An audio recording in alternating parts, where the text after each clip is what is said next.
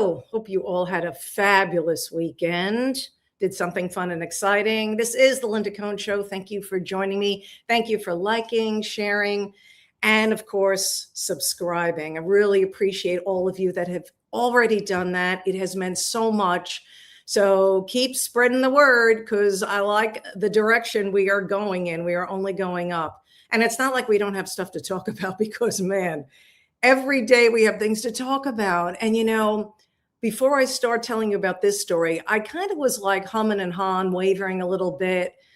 Do I really want to do this story? But you know what? I said, yeah, because I kind of want your input.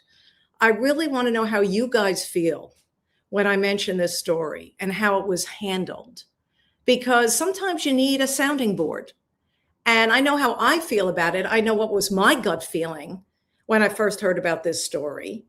And I'm going to give you all the details if you don't know about it. And then you can come to your own conclusion. And then you can let me know, because I want you to give me your comments in the chat box. Love that. Dominic will definitely share that. And don't forget, at the end of the program, we will have questions and I will attempt to answer as many as we have time for.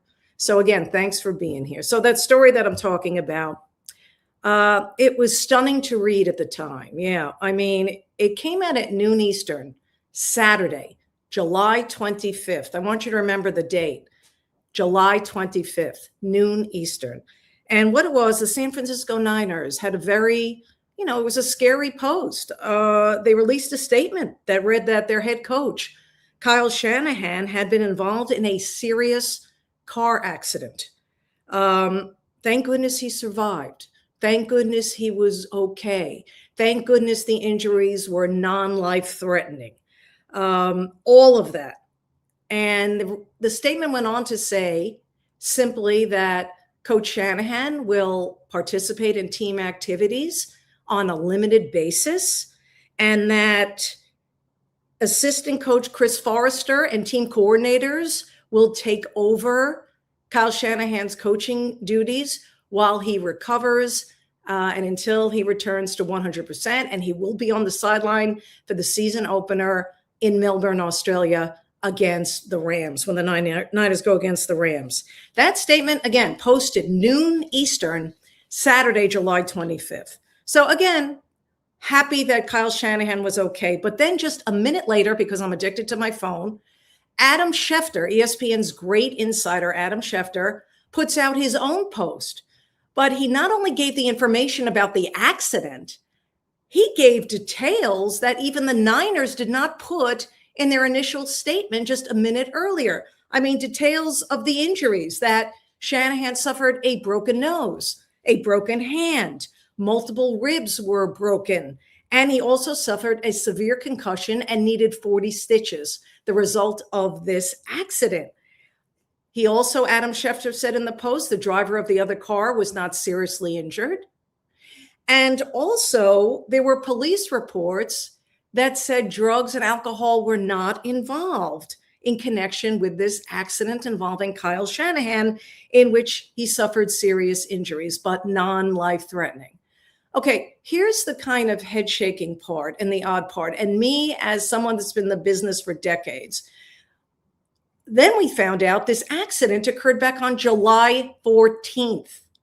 Again, we first knew about this. The statement came out July 25th at noon. Then Adam Schefter came out with his report a minute later. The actual accident took place 11 days earlier. Now, I don't get it. I mean, first of all, in a minute's time, Adam Schefter was able to type all those extra details that even the Niners did not release a minute earlier. But the bigger picture is did he know? And I'm not just putting it on Adam Schefter. Was he like hiding these details until he got the green light from the San Francisco 49ers that he could put out this post on social media to give out all the details? It was kind of bizarre. But this is the head shaking part for me, as someone that's been in the business for decades. We live in a TMZ world. Have you noticed? I mean, we've lived in this world, this reactive world, for many, many years now, where if something happens involving some kind of famous person, you know about it. Poor Kyle Shanahan, my goodness, he was in a serious car crash and we didn't know until 11 days later. I'm not talking about the next day or was delayed 2 days, maybe for his family and people like that. And maybe, who knows, if it was touch and go sort of situation. I get all that. But it was declared it wasn't in those first day or 48 hours. 11 days went by and nobody knew about it. Now, what about the other driver? We haven't heard from the other driver, which seems kind of bizarre in this TMZ type world we live in. And again, I'm saying it over and over again. I am very happy that nothing seriously happened to Kyle Shanahan and he's going to be back on the sideline. This is scary. We've all been in close calls involving automobiles. And if you haven't, you're very lucky. And it could happen so innocently. But it was, I have to give credit, what got me thinking, I thought it was odd, but I didn't. And this is where I was like, oh, did I mention this on the show on Monday? It was Saturday, it was mentioned on the show. And then I see Mike Florio of Pro Football Talk and even Tony Farmer, that independent journalist who you may like or not like. He's the one that broke that Mike Vrabel, Diana Rossini story. They were just asking questions that I'm asking. And that's what, people in the media do or supposed to do, ask questions to try to, kind of figure the story out. Why was there an 11-day gap? See, if I was with the 49ers, and no one's asked for my opinion on the 49ers, and no one's asked for my opinion from the NFL, but if I was from the 49ers organization or the NFL organization of any way in public relations, I would want to get ahead of it. Why do I want to risk any kind of speculation out there if someone did find out something within this 11-day period that everybody was like crickets and nobody knew anything about it? What happens if people were coming out with, fake stories or fake news and speculating? In PR, you want to get ahead of the story. And I feel if they did that to assure everyone all fans of the Niners, all NFL fans, all of us sports fans who just care about Kyle Shanahan's health, get ahead of it and say, he's going to be fine. He's going to make a complete recovery. You would think they would have wanted to. And that was just very, very puzzling to me. I mean, I don't know what you think. I want to know what you think. And then I was hearing on Mike Florio's Pro Football Talk podcast with Chris Sims that Adam Schefter is a good friend of the family of the Shanahans. He wrote a book with Kyle's dad, Mike Shanahan. And you have to wonder, why didn't Adam step away from the situation if he felt he was too close to the situation, if he couldn't do his job? Or was he listening to the Niners and what they wanted to do instead of him doing his job, which is sharing the information? Or maybe he wasn't allowed to. And so that's where Mike Florio was going. And I have to agree with that. I think that has to be looked into because there's really a gray area now with what is an insider and what is a journalist and the role of the beat reporter. When you look, and I did look on social media to see what many of these beat reporters for the 49ers were saying, they didn't know anything about this accident. They were left in the dark. And that's sort of puzzling to me. Now, on that Mike Florio Pro Football Talk Show on Monday, his co-host is Chris Sims. Chris Sims has made no secret. He and Kyle Shanahan are buddies. Their families are close. And Chris, to his credit, put his best friend first. Chris Sims is not an insider. Chris Sims is not a journalist. Chris Sims is not a reporter. So his priority in his mind was to his friend Kyle Shanahan and Kyle Shanahan's privacy. And I get that. But Chris Sims was telling Mike Florio today on that podcast, he said he turned to his wife as each day went by after he heard about the accident and after he was able to talk to his buddy Kyle Shanahan to see that he's okay. And he and his wife were wondering, oh, wow, I can't believe this hasn't come out yet. as each day went by of that 11-day period that we all didn't know that Kyle Shanahan was involved in this awful accident. So even Chris Sims was like, this is kind of weird. So I don't know. This is why I had to bounce it off you. I mean, is it just common courtesy by the Niners to protect their value, protect the coach? If this was a player, this was another thing I thought of. If this happened to one of their players, I feel we would have known about this. Maybe because the player performs on the field and it would affect him being at training camp and performing and maybe not be able to play in these games. I don't know. But if it was a player, I feel the Niners would have said something sooner about it. I just don't get it. Every day, things like this, there's just like a gray area. So why should anyone be treated differently? And the other aspect, which I don't want to forget, the accident occurred in Palo Alto near the 49ers training facility. First responders, police showed up to the accident, thank goodness. Got Kyle Shanahan to the hospital quickly. They did a great job. But don't they have to fill out public reports about accidents and things? And were they hiding something?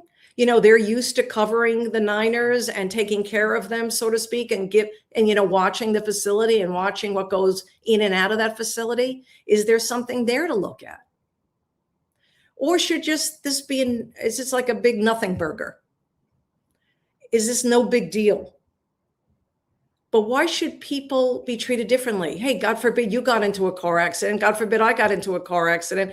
God forbid anybody in your family did. They're not treated. Things are not covered up. I don't know if it was, but things are not kept quiet is probably a better way of saying it. It's mystifying to me. And I know I'm not the only one, but I know there's a bunch of you out there who probably think I'm crazy. And they're like, Linda, this is nothing. Let the man recover and do all this and whatever. But I'm sorry. I grew up in journalism. Been in this business. I look to ask questions. I want to get clarity. I want more information. And you got to wonder, when the Niners finally let us all in on this, it was day one of the Niners training camp, official opening of the training camp.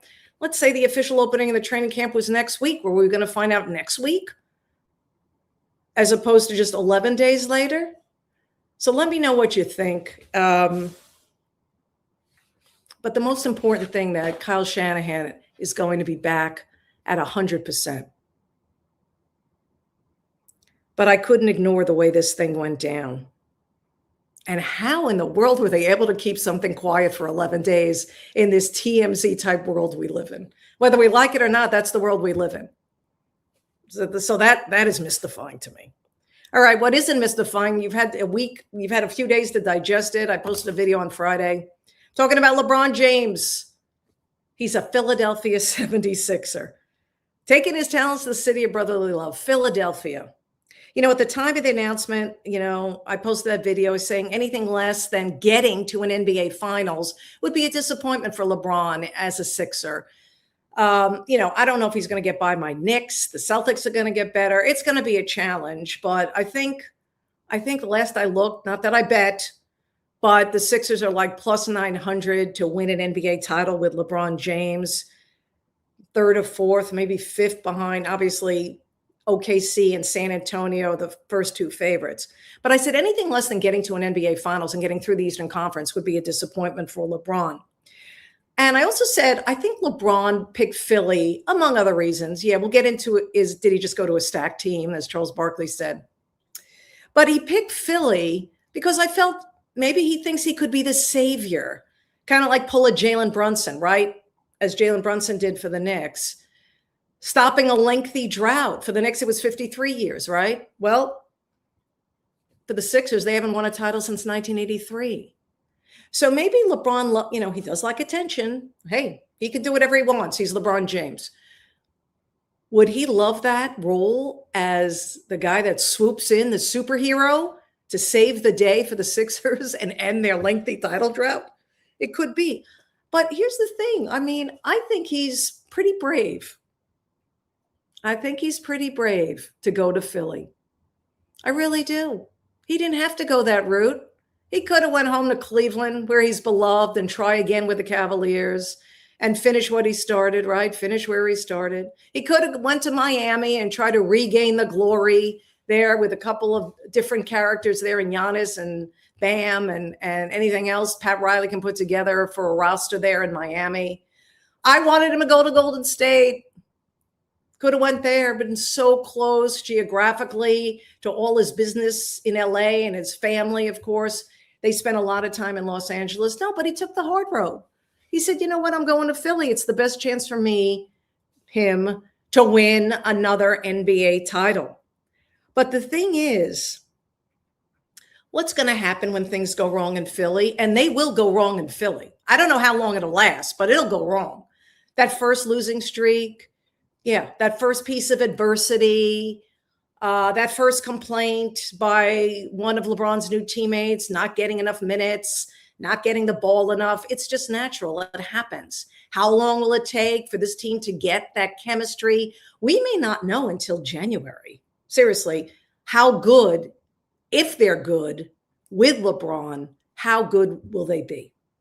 Because it's going to take time. It did when he went to Miami, if you remember. It took time. But, and again, Joel will at least stay healthy. Embiid, that's always a factor. But Philly fans are a passionate bunch. When things go wrong, they don't like it all that much. They'll turn on you. Just ask Santa Claus. You know what I'm talking about. That's why I think LeBron's pretty brave here. He didn't take the easy road. He didn't take the coward route. He didn't take a smooth path as he just glides into retirement and finishes up his Hall of Fame career. He wanted to be challenged, and challenged he will be.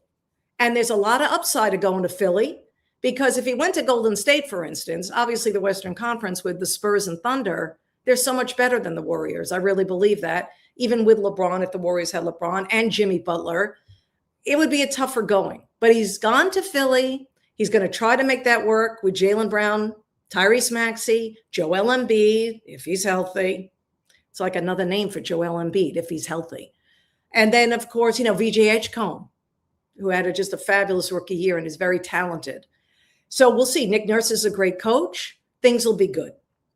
But I heard Charles Barkley, my good friend. Love Charles. He was on with Stephen A. Smith. I think it was Friday. And he brought up the term stacking, that LeBron James goes to stack teams. He did it in Cleveland. This is Charles's words, and I agree. He did it in Miami. He did it in LA. And now he's doing it in Philly.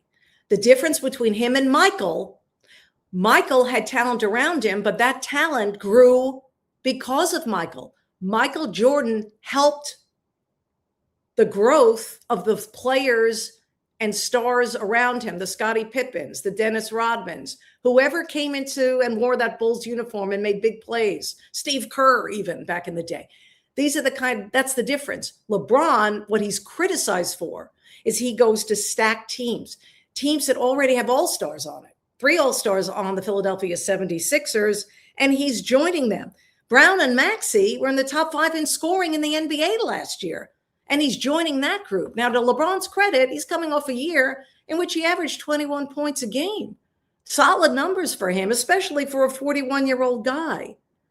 So when this was announced, the other thing that I just held my tongue, and I was waiting to do this show on Monday, I saw Rich Paul talking to Max Kellerman in their little podcast, and they were talking about LeBron going to Philly and how LeBron had to think long and hard about it. I don't buy that. I think it was just the perfect timing. Nothing else was going on in sports, really. That's why the announcement was Friday. But that's not what got me. We know that with LeBron, and we know that with Rich Paul. It's what the two were talking about when Max Kellerman asked Rich Paul about the fact that LeBron was not only joining another super team, but this super team is located in the hometown of the late, great Kobe Bryant, Philadelphia. And Rich Paul said something I respectfully disagree with when he told Max Kellerman, I think Kobe would be proud of it. Really? Look at that. Look at the quote right there. Kobe Bryant, that is not true, Rich Paul. I don't think Kobe Bryant would be proud of it. Kobe Bryant always has said he would never jump ship to go to another ship just because his previous ship was sinking. So I respectfully disagree. And if there was one thing Kobe was consistent about, is that point. He wasn't a fan of super teams. Kobe Bryant never hesitated to speak out on this subject. Roll it, Dominic. That's so easy, man. You might want to reconsider what you're doing. I can't. Durant's been a friend of mine for a very, very long time. So is LeBron and all those guys. Would I make the same decision? No.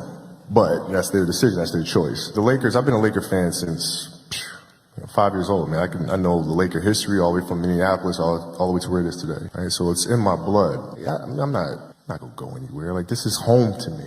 We work through this stuff together. And as a leader, you gotta be able to take the good with the bad, man. You can't just, because the ship's sinking, all of a sudden I'm gonna jump off and swim to another ship like that. You don't do that, right? You can win championships in front of everybody, and you can miss the playoffs in front of everybody. You gotta be able to take both sides of it.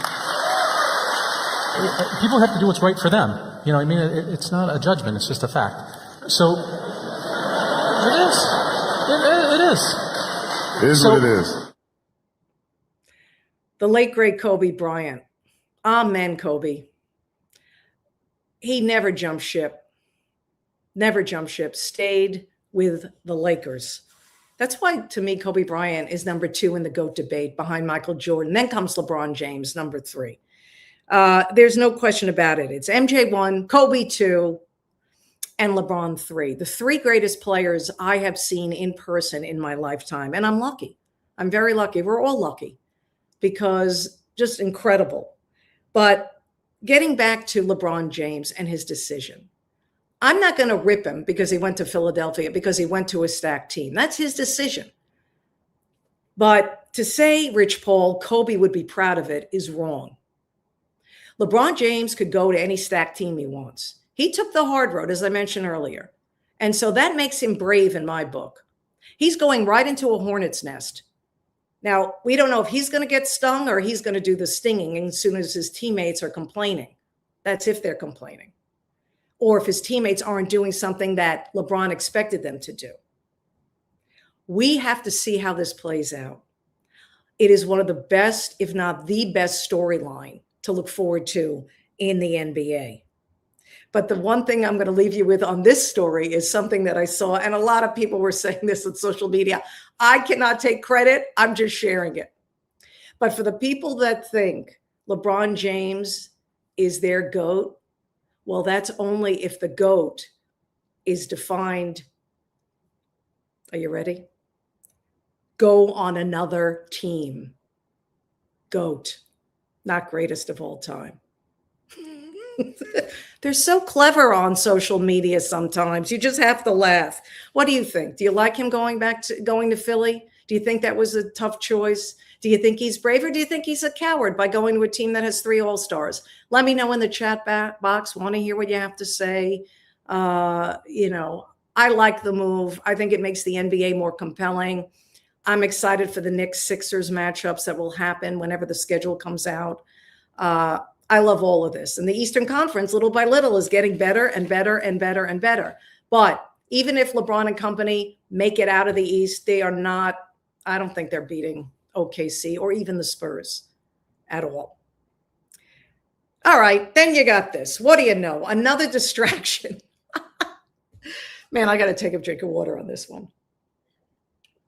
Man, another distraction for the University of North Carolina football. The head coach, Bill Belichick. But let's talk about it. The team, first of all, is reportedly being investigated by the College Sports Commission, which is the entity that handles compliance and enforcement of NCAA and NIL rules. That's just part of this. That news comes on the heels of the program's football general manager, Michael Lombardi, being placed on paid administrative leave by the university following a human resources complaint filed by a former football front office employee. Now, this is a developing story. It went down on Monday as we speak, but this just adds fuel to the fire, which has been blazing for all the wrong reasons since Bill Belichick became head coach of University of North Carolina football. Now, Lombardi worked under Belichick in both New England and Cleveland. These guys are buddies from way back. And then, of course, Lombardi joined Belichick in December of 2024 at the University of North Carolina. Lombardi, remember when he made news last year? I mean, this guy's a quirky dude. He made news last year when he told scouts of the New England Patriots they can get access at all to the Tar Heels program. That would have helped their own players. So he said, no thanks to that. But here's the thing I remember most about Michael Lombardi when he first joined Bill Belichick. It was a headline a local newspaper in North Carolina had. I forgot which one, but it was back in February of 2025. So it was a couple of months after Bill Belichick was hired, and he brought Michael Lombardi along to be his general manager. Michael Lombardi said, and the headline went, "We consider ourselves the 33rd NFL team."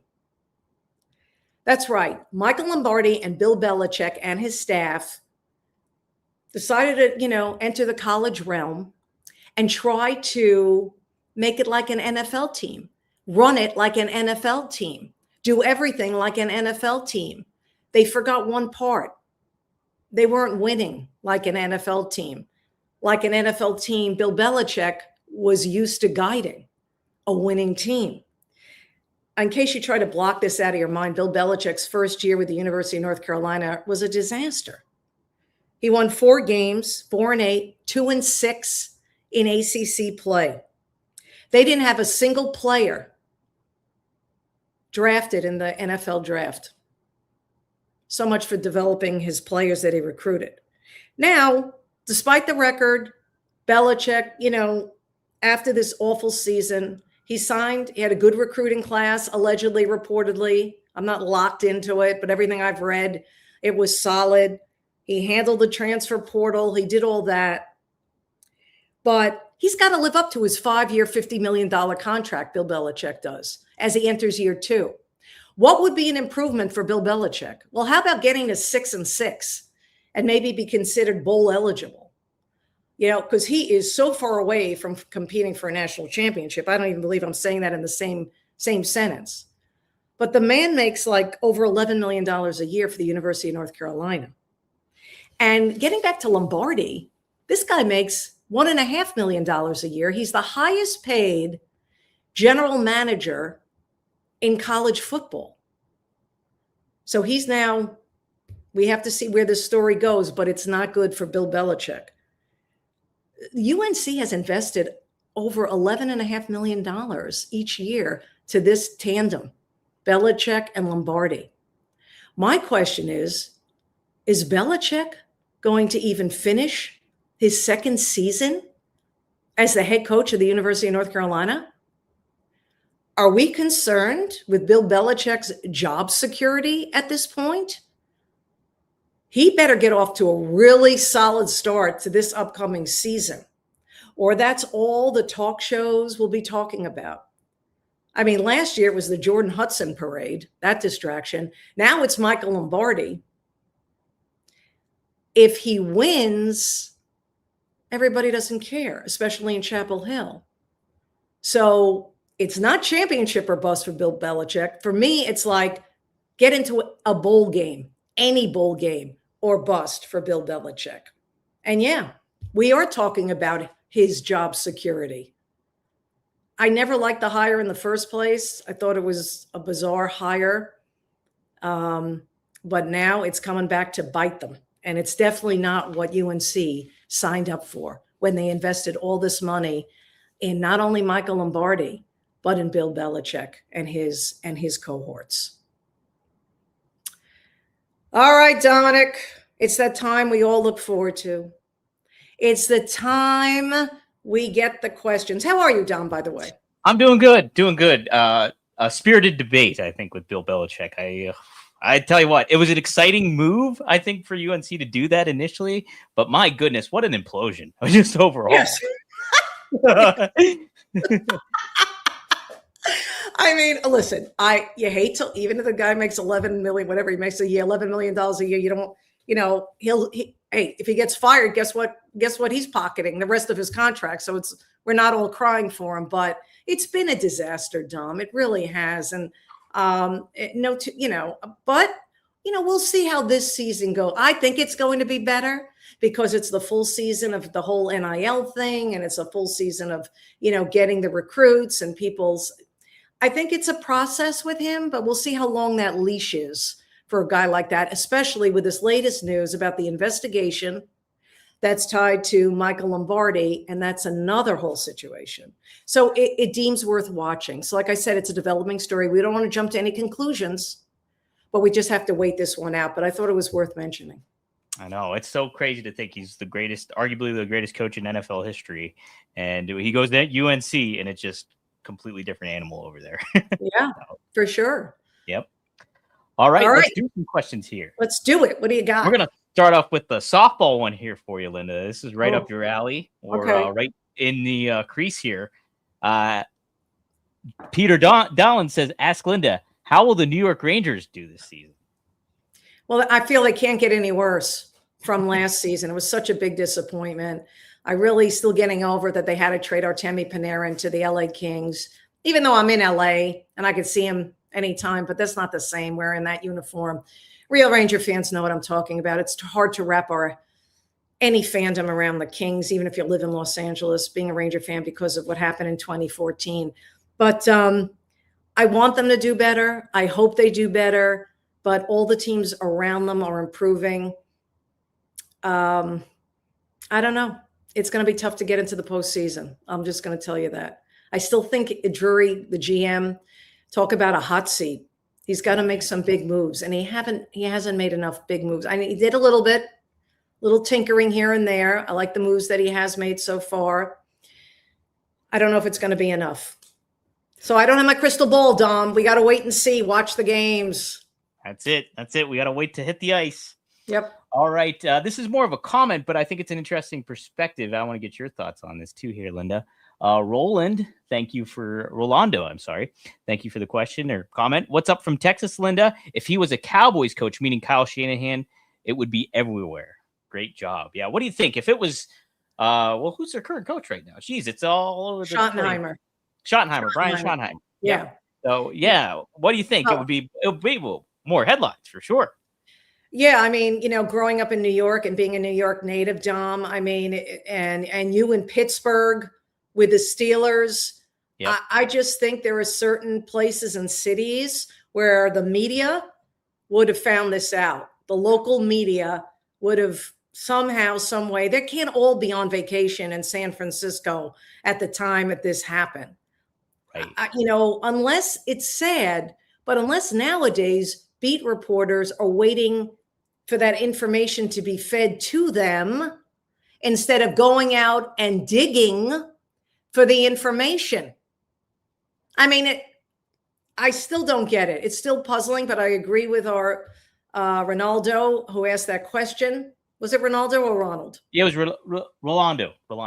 Rolando, sorry. Yep. We're butchering his name, but I agree with him. In a place like Dallas, where the Cowboys are everything, and I mean everything, next to college football, of course, but everything.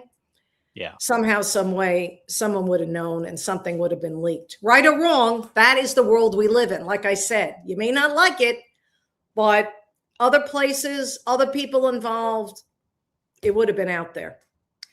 It's so weird to think. I have a journalism degree too, but it's journalism 101 when these kind of aspects come out. 11 days it was on the lam for. You didn't hear about it. And now it comes out and you're just like, what? We'd be more concerned for Kyle Shanahan's health, and we still are, obviously. But it's just like with the 11-day wait after coming from that, it's just like, okay, why did you wait that long? Exactly. Yeah, and like I said earlier, Dom, and I think this is an important point, and it's worth repeating. You want to get ahead of stories before people, they didn't know if something was going to be leaked. They don't know before others decide to make their own story. Right. Or put out details that aren't true. So you want to get ahead of it. And the Niners, I felt, whether it's the Niners or the NFL, they were really rolling the dice here, hoping it would stay quiet. I don't know. Impressive it did for 11 days at least. I'll give him that much. So, all right. So I completely agree with your ranking here when it comes to LeBron, Jordan, and Kobe. So it's Jordan, you said, then Kobe, then LeBron. I'm 100% with you on that. Somebody else throws another name in the mix. Calvin here. He asked, Kareem, where right? would you What did he place say? What Kareem does Calvin say? Abdul-Jabbar? I always Yeah. hear like Kareem. Is that his answer? Kareem, yes. Where would you Yeah. put him in the GOAT debate? Yeah. Yeah. No, you could make that case. It's just a different, I hate to say it, but it's the position he plays. Mhm. Okay. It's just, it's not that he wasn't the greatest big man of all time next to Bill Russell. Because I think if you mention Kareem, you got to mention Bill Russell. I Right. think being a big man is a separate category. That's my feeling about it. That's my feeling about it. But when it's a guy in a position like Michael, like LeBron, like Kobe, that touches the ball a hell of a lot more, they are the ones that deserve to be in the GOAT category, as opposed to the big men. They can have their own category, but I think Bill Russell stands tall, no pun intended, along with Kareem, if you're going to go for big men. Where would you place Shaq on that?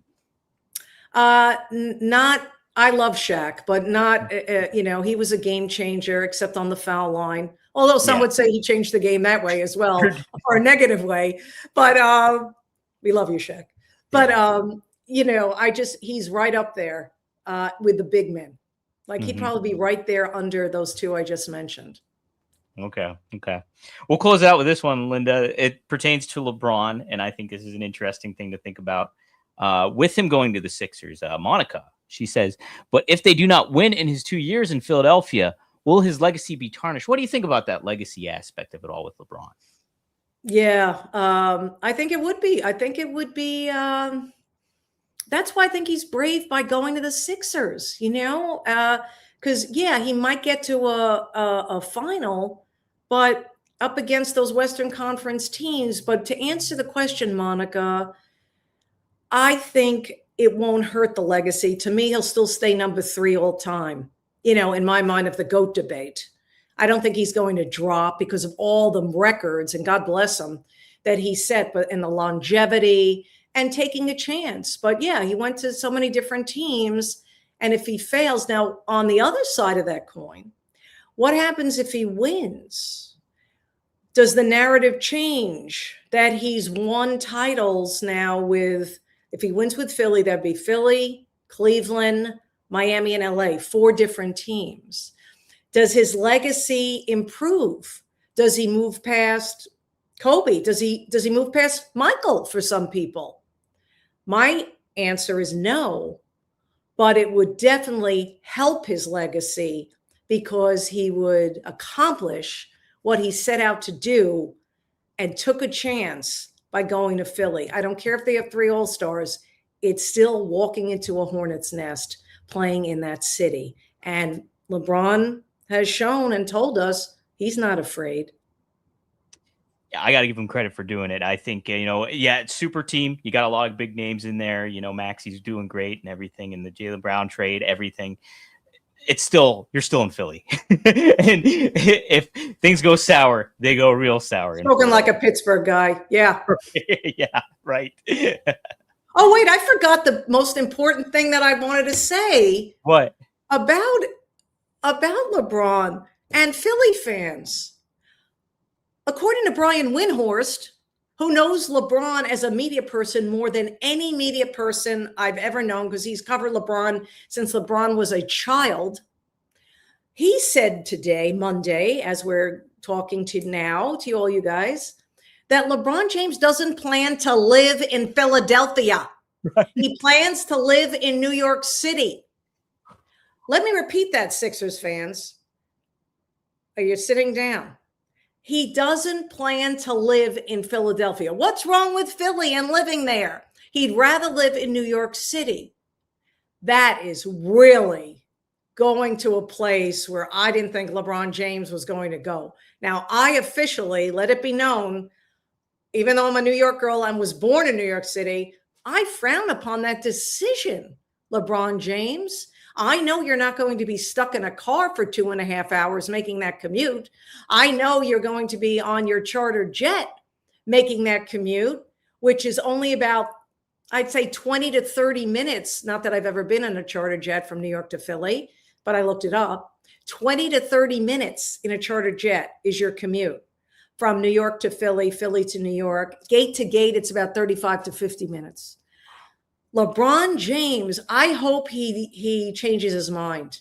But as we speak, on this day, Brian Windhorst, who knows LeBron better than any media person, reported that LeBron will be living in New York City during the season and not Philadelphia. Dom, your thoughts? Yeah, if I'm Rich Paul, I would tell him, let's get you in Philadelphia. You can crash on South Street. You can go in South Philly, be right in the thick of the action. You know, get some Tony Lukes. You'll be good. You want to endear yourself to the Philadelphia fans. I lived in Philly for 5 years, and I could take my beef being in Pittsburgh with Philly. I love Philly. I love the city. Oh, it's a great city. It's an amazing really city. is. Mm-hmm. So I would definitely go to Past Young, run the Rocky steps with LeBron, embrace Philadelphia. You can't just not. You can't. I know. Can't do it. Oh, that was. Who's advising these people? I don't know. I mean, whether it's the 49ers or LeBron, who is advising? Maybe it's Jalen Brunson. Maybe he's saying, "Hey, LeBron, you want to maybe just hang out?" Yeah, and by the way, Dom, as a Knicks fan, how happy was I when LeBron and Rich Paul reached out to the Knicks and they said, "It's okay, LeBron, we're good. Hey, we're all right. We're okay. We got this. We don't need you." Nope. Yeah, where were you like 18 years ago? But right now, we don't need you. We're the champs. Yeah. I love that. I do too. So, but credit to LeBron, though. I think it is a good move. But you got to live in Philly. Got to live in Philly. Yeah. All right. All right. Is it time to promote our guest for Thursday? It might be. I say yes. And I am. It's one of the funniest humans ever. And it's one of the most funniest people I've ever worked with. And he makes me cackle like no other person. And he is the great, I call him Kenneth, the great Kenny Mayne. Get a load of that picture. Doesn't Kenny look dreamy in that picture? I'm going to tease him about that picture come Thursday. It's like he went to a modeling school. Anyway, Kenny Mayne's the best. He's going to join the Linda Cohn Show this coming Thursday. So I hope you guys all tune in because you know it will be nonstop laughter. And let me tell you something. I have learned 2 things about Kenny that I never knew when I worked with him all those years at ESPN. And you will find that out. We will share that with you. So we look forward to that. So again, just thank you guys. If you like what you see, if you like what you hear, like, share, and subscribe. It means a lot. We're going in the right direction. Thanks to you. Feel free to comment on anything I had to say, but I really appreciate it. And I do love, you don't always have to agree with me. I just love to hear what you guys have to say because I know you love sports as much as I do, even when we're talking about things that are taking place off the field, but we have to talk about them right here on the Linda Cohn Show. All right, we'll see you Thursday. Have a great one.